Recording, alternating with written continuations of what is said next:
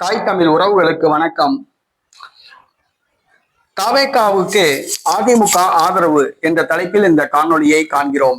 தாவேகாவுக்கு அதிமுக ஆதரவு. தமிழக வெற்றி கழகம் உதிரி கட்சிகளின் ஆதரவுடன் ஆட்சி அமைக்க படாத பாடுபட்டு கொண்டிருக்கிறது.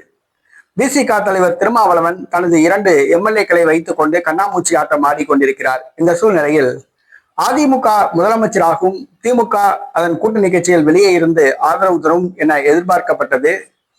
ஆனால் அந்த முயற்சி தோல்வி அடைந்தது. தான் மீண்டும் முதலமைச்சர் ஆவோம் என எடப்பாடி காத்திருந்தார்.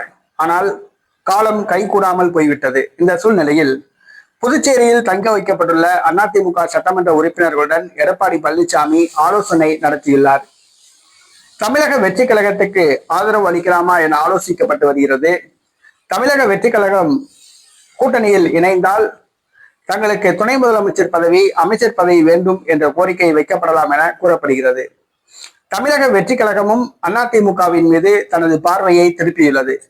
உதிரி கட்சிகளை ஆதரவை பெற்று ஆட்சி அமைப்பதை விட அதிமுகவிடம் உள்ள அந்த 47 சட்டமன்ற உறுப்பினர்கள் ஆதரவுடன் ஆட்சி அமைத்தால் 5 ஆண்டுகள் நிம்மதியாக வாழலாம், 5 ஆண்டுகளும் நிம்மதியாக ஆட்சி செய்யலாம் என்ற மனநிலைக்கு தாவேகா வந்துள்ளதாக கூறப்படுகிறது.